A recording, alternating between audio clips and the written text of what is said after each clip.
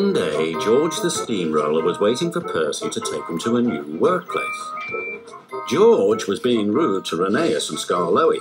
"You're just worn-out wheels on worn-out rails. You need rocks for your road," replied Skarloey, "and we're helping you." "I need to flatten little engines in the scrapyard," retorted George. Then Percy arrived to take George away. He was still rebelling. "Railways are no good. Turn them into roads." The little engines were pleased to see him go. "Rollers are rubbish, so good riddance," they called. George grumbled all the way to the old branch line. He was going to turn it into a road.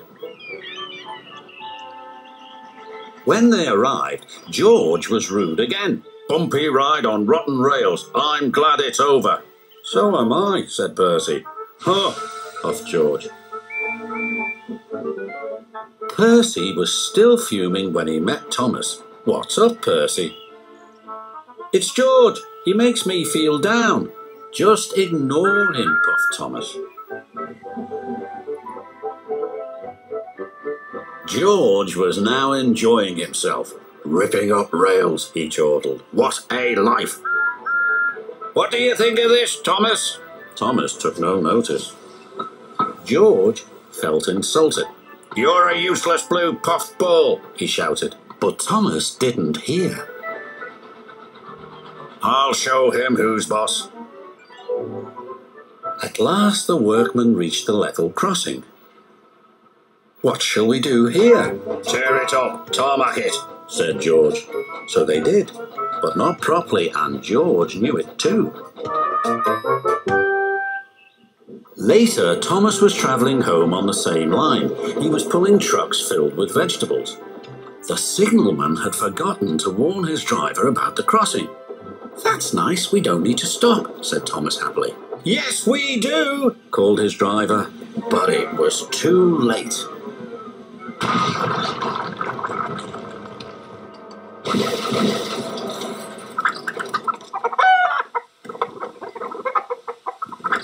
Next day, Percy told Gordon all about George. "Huh!" snorted Gordon. "You're just a small engine, that's why he's rude to you. He wouldn't dare cause me any trouble." George had been taken to some yards to work. As he was chuffering about, Duck arrived with a train of empty trucks. George was blocking his way, and a truck was stuck on the main line. "Let me through," demanded Duck. "I'm too busy. You'll just have to wait." "There's no time to wait. I must clear my trucks from the main line to let Gordon through." "Pah," said George. "Then he'll have to wait too." Duck's driver went to complain to the station master, but the signalman had already switched the points and set the signal to allow Gordon to speed through.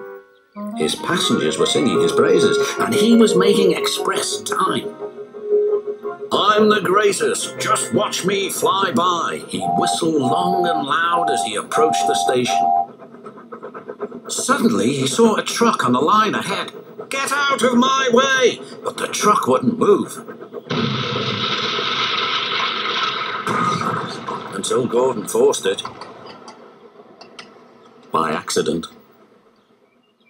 Gordon was worried that the Fat Controller would be cross. He was, but not with Gordon. "Whoever caused this disturbance will have me to answer to." And he did, a few days later. "Look who's here," said Thomas. George had been found out by the Fat Controller and punished. He looked miserable. "Now we'll get some peace at last," said Percy. "I want to get rolling again, but I've got to wait a whole week till I do." "And then you'll be just as rude as ever. Eh, George?" "I hope not. Don't you?"